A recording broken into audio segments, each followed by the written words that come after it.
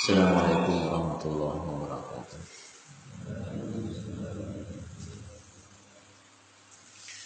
Alhamdulillah, salatu wassalamu ala rasulillah wa ala alihi wa sahbihi wa man wala. Kita buka Quran surat Al-An'am ayat 157. A'udzu billahi minasy syaithanir rajim. A'udzu billahi minasy syaithanir rajim. Aw taqulu law anna unzila 'alaina al-kitabu lakunna ahda minhum. أو تقولوا لو أنا أنزل علينا الكتاب لكنا أهدى منهم فقد جاءكم بينة من ربكم وهدى ورحمة فقد جاءكم بينة من ربكم وهدى ورحمة فمن أظلم ممن كذب بآيات الله وصدف عنها فمن أظلم ممن كذب بآيات الله وصدف عنها سنجزي الذين يصدفون عن آياتنا سوء العذاب بما كانوا يصدفون سنجزي الذين يصدفون عن آياتنا سوء العذاب بما كانوا يصدفون. Atau agar kamu tidak mengatakan sesungguhnya jikalau kitab itu diturunkan kepada kami tentulah kami lebih mendapat petunjuk dari mereka. Sesungguhnya telah datang kepada kamu keterangan yang nyata dari Tuhanmu, petunjuk dan rahmat. Maka siapakah yang lebih zalim daripada orang yang mendustakan ayat-ayat Allah dan berpaling daripadanya? Kelak kami akan memberi balasan kepada orang-orang yang berpaling dari ayat-ayat kami dengan siksaan yang buruk disebabkan mereka selalu berpaling. Ayat ini masih melanjutkan ayat sebelumnya yang menerangkan sebab turunnya Al-Quran. Karena sebagai antisipasi Allah Subhanahu wa taala dari orang-orang musyrikin Mekah yang mereka bisa jadi akan mengatakan kami tidak mendapatkan petunjuk, kami ini tidak mendapatkan bimbingan karena tidak ada Alkitab yang turun kepada kami. Sementara Alkitab yang ada hanya diturunkan kepada orang-orang Yahudi dan Nasrani. Maka Allah kemudian turunkan Al-Quran ini sebagai petunjuk, sebagai rahmat, sebagai tuntunan bagi seluruh manusia. Maka di dalam ayat ini juga Allah menerangkan, ya, bisa jadi mereka akan mengatakan, andai saja diturunkan kepada kami Alkitab sebagaimana yang diturunkan kepada orang Yahudi dan Nasrani, maka tentu kami lebih mendapatkan petunjuk daripada mereka. Mereka orang-orang Yahudi, orang-orang musyrikin Makkah mengatakan demikian. Kenapa? Karena mereka berpikir bahwa mereka adalah lebih cerdas daripada orang-orang Yahudi dan Nasrani. Beratnya begini, jadi seandainya ini Taurat dan Injil itu turun kepada kami, tentu kami ini orang yang paling hebat. Tentu kami ini orang yang paling mendapatkan petunjuk daripada mereka-mereka.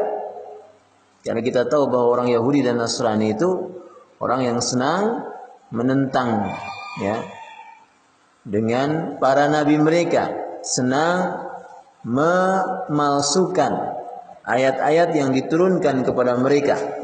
Bahkan orang Yahudi tidak sedikit yang membunuhi para nabi-nabi mereka. Maka orang musyrikin Makkah ini, karena mereka ini kan sebuah peradaban yang tersendiri, ya. Orang Yahudi punya peradaban tersendiri, orang-orang musyrikin juga punya, kalau zaman sekarang seperti punya negara-negara sendiri. Dan setiap orang itu pasti senantiasa membanggakan diri dan keluarganya, meskipun membanggakan diri dan negaranya, meskipun kadangkala tidak lebih baik daripada negara sebelah. Contoh misalnya Indonesia ini. Kalau baca-baca komen-komen netizen tuh kayak paling elok-elok gak paling hebat-hebatnya aja daripada Malaysia, ya. Kalau ngomong itu ada, ya, padahal ya banyak kekurangan-kekurangannya. Tapi demikianlah kebiasaan manusia yang didasarkan atas hawa nafsunya, senang merasa kelompoknya itu paling hebat daripada kelompok-kelompok yang lain. Merasa dirinya lebih baik daripada orang lain, merasa keluarganya lebih baik, merasa kampungnya terbaik, merasa ormasnya terbaik, sukunya paling baik ininya, padahal di bawah langit, ya Bang, di bawah langit masih ada langit, ya. Di atas langit masih ada langit, ya. Itu pepatah, ya. Di atas langit masih ada langit, di bawah bumi masih ada lagi bumi. Demikianlah. Artinya kadang orang merasa dia terhebat padahal tidak demikian. Maka Allah Subhanahu wa taala dalam ayat ini mengatakan apa? Ketika bisa jadi orang-orang musyrikin Mekah itu merasa mereka seandainya diturunkan Alkitab, kitab Taurat dan Injil, mereka pasti akan lebih baik daripada orang Yahudi dan Nasrani, maka Allah kemudian memojokkan kembali mereka, ya, dengan firman ini, faqad ja'akum bayyinatun mir rabbikum wa hudaw wa rahmah. Ya kalau bahasanya begini, ya kalau kalian itu merasa yang terbaik, ya kalau kalian itu merasa jika diturunkan Alkitab kalian akan lebih mendapat petunjuk daripada orang Yahudi dan Nasrani, ini ada Al-Quran. Ini ada Al-Quran. Faqad ja'akum bayyinatun mir rabbikum. Telah datang Al-Quran, ya, sebagai bayyinah. Ini fungsi Al-Quran yang pertama.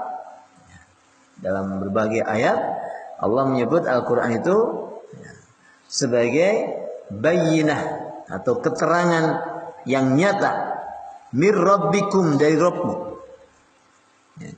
Keterangan maksudnya sesuatu yang belum jelas menjadi jelas karena Al-Quran. Sesuatu yang samar menjadi tidak samar lagi, itu namanya bayyinah.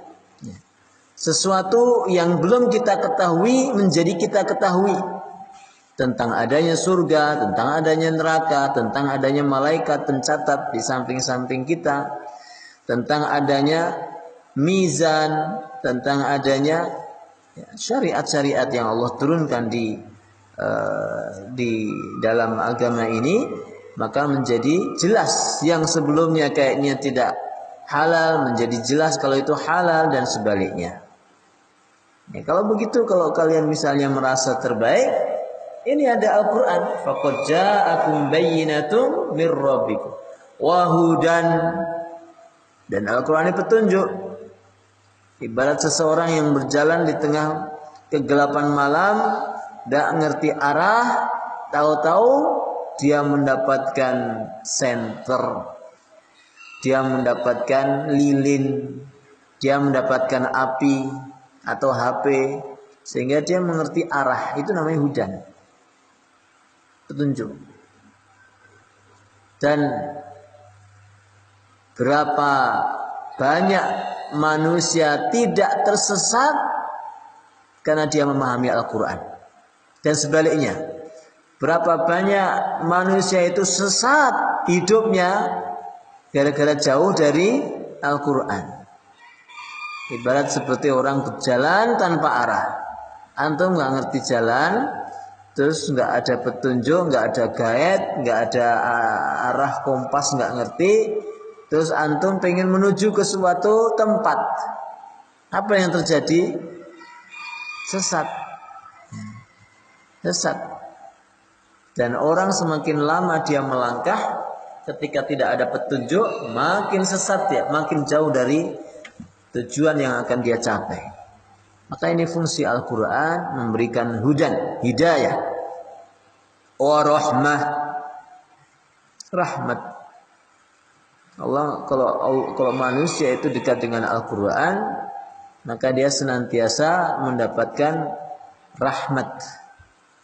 Maka disebutkan di dalam hadis, tidaklah suatu kaum yang berkumpul di masjid, di rumah Allah, di masjid-masjidnya Allah, kemudian membaca Al-Quran, mempelajari isinya, yatadarasun, maka illa nazalat alaihimus sakinah. Allah akan turunkan kepada apa? Kepada mereka sakinah, ketenangan. Allah akan berikan kepada mereka rahmat. Allah akan turunkan kepada mereka ketenangan hati.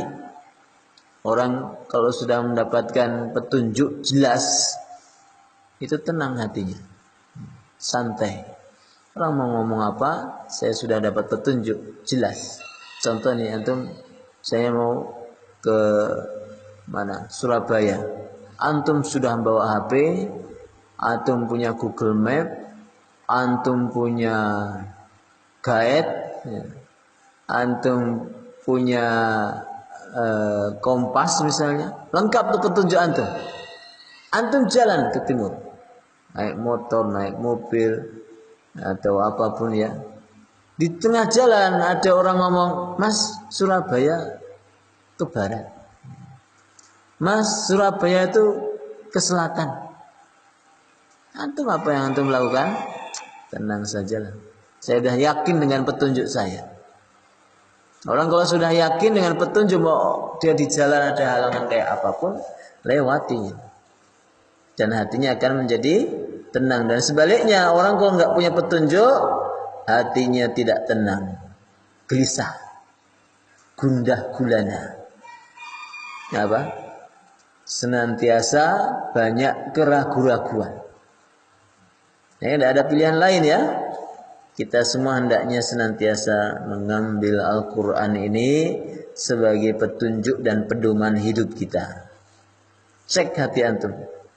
Ya. Ketika ada kesusahan, kekhawatiran, ketika ada ketakutan-ketakutan, kesedihan, bisa jadi karena kita jauh dari Al-Quran. Wal'iyadzubillah. Maka Allah lanjutkan, faman azlamu mimman kadzdzaba biayatillahi wa sadafa anha. Siapa orang yang lebih zalim daripada orang yang mendustakan ayat-ayat Allah. Mendustakan maksudnya tidak beriman. Siapa yang mendustakan ayat-ayat Allah dan menentang, tidak mau mengikuti, tidak mau mengambil petunjuk Al-Quran, berpaling dari Al-Quran. Ini Allah seakan-akan bertanya, bukan berarti tidak tahu. Ya, Allah bertanya di sini bukan berarti tidak tahu. Allah mengatakan begini kan pertanyaannya, siapa yang lebih zalim daripada orang yang mendustakan dan berpaling dari Al-Quran? Maka ini artinya Allah ingin memastikan, mengambil perhatian kita bahwa di sana tidak ada orang yang lebih zalim daripada orang yang menentang Al-Qur'an. Begitu. Jadi tidak ada di sana orang yang lebih zalim, lebih jahat, lebih aniaya daripada orang yang menentang dan mendustakan Al-Quran. Udah jelas itu ayat-ayatnya Allah dibawa oleh malaikat Jibril, diturunkan kepada Nabi terbaik akhir zaman bernama Muhammad, dan jelas sampai sekarang tidak ada satupun manusia yang mampu membuktikan kedustaan, kekeliruan Al-Quran. Kok ditentang? Kok didustakan? Maka ini orang yang paling zalim. Udah jelas, kebenaran itu udah jelas. Orang-orang Yahudi, orang-orang Nasrani, orang-orang musyrikin Mekah, apalagi di zaman sekarang, orang-orang yang sekuler, orang-orang liberal, mereka nggak bisa mencari-cari kesalahan-kesalahan apa, selalu terbantahkan. Tapi demikian masih saja mereka mendustakan dan berpaling dari Al-Quran, maka mereka sesungguhnya orang yang paling zalim di dunia ini. Ibaratnya antum didatangkan buah pisang. Antum yakin itu buah pisang. Ini buah apa, Mas? Buah pisang, Pak. Yakin? Enggak. Ini buah apa, Mas? Ya, buah itulah. Sampai-sampai tidak mau menyebut nama buahnya. Padahal antum yakin kalau itu buah pisang. Maka ini bagaimana tidak zalim? Ya. Orang yang paling zalim itu adalah kalau tahu kebenaran tapi tidak mau meyakininya. Tahu fakta tapi dia tidak mau menceritakannya. Satu waktu ditanya, Mas, tahu nggak tempat ini? Karena antum nggak suka dengan orang yang bertanya, antum kemudian mengatakan nggak tahu ya Pak. Padahal antum tahu. Ini orang yang paling zalim, tahu kebenaran, tahu fakta, tapi tidak mau meyakininya. Sebagaimana orang-orang kafirin kepada Al-Quran. Mereka mendustakan padahal mereka mengetahuinya, bahwa itu adalah wahyu dari Allah Subhanahu wa taala. Sanajzil ladzina yasdifuna an ayatina su'al adzabi bima kanu yasdifun. Maka akan kami berikan balasan kepada orang-orang yang berpaling dari ayat-ayat kami dengan siksaan yang buruk disebabkan mereka telah berpaling ini. Disebabkan mereka senantiasa berpaling ini, Allah siapkan atas mereka siksaan. Siksaan tentu yang dimaksud di sini adalah neraka. Ya. Neraka yang telah disiapkan Allah Subhanahu wa taala kepada orang yang mendustakan ayat-ayat Allah. Dan ayat-ayat seperti ini mafhum mukhalafahnya atau pemahaman terbaliknya adalah siapa yang beriman, siapa yang senang membaca Al-Quran, mempelajari isinya, kemudian mengamalkan sekemampuannya, maka dialah orang yang mendapatkan pahala luar biasa. Ini namanya mafhum mukhalafah. Ketika Allah mengancam dengan siksaan yang pedih bagi siapa yang tidak beriman kepada Al-Quran, itu makna yang sebaliknya adalah Allah akan memberikan pahala yang besar melimpah kepada siapapun yang senang bercengkrama, yang senang bersahabat, mengimani dan mengamalkan serta mendakwahkan Al-Quran. Maka Rasulullah mengatakan khairukum man ta'allama al-Qur'ana wa 'allamah. Sebaik-baik kalian bukan orang yang ahli sholat, ahli puasa, ahli zakat, ahli haji, ahli tukang batu, ahli macul, ahli golek duit, ahli ngomong. Tidak. Tapi sebaik-baik kalian adalah man ta'allama al-Qur'an. Orang yang belajar dan mengajar, wa'allama. Belajar dan mengajarkan Al-Qur'an. Murid atau santri dan guru atau ustadz pengajar Al-Qur'an itu adalah orang yang sangat dimuliakan Allah Subhanahu wa taala. Maka ikhwan, ini sebuah nikmat seperti pagi hari ini kita menjaga kalamullah. Saya mohon doanya juga bisa terus istiqomah setiap pagi seperti ini. Tidak lama-lama kita 1/4 jam, setengah jam kita rutinkan setiap pagi untuk senantiasa membaca ayat-ayat Al-Quran. Dalam rangka apa? Dalam rangka supaya Allah memuliakan dunia dan akhirat kita. Amin ya rabbal alamin. Wassallallahu ala nabiyyina Muhammadin wa ala alihi wa sahbihi ajma'in. Akhir da'wana. Assalamualaikum warahmatullahi wabarakatuh.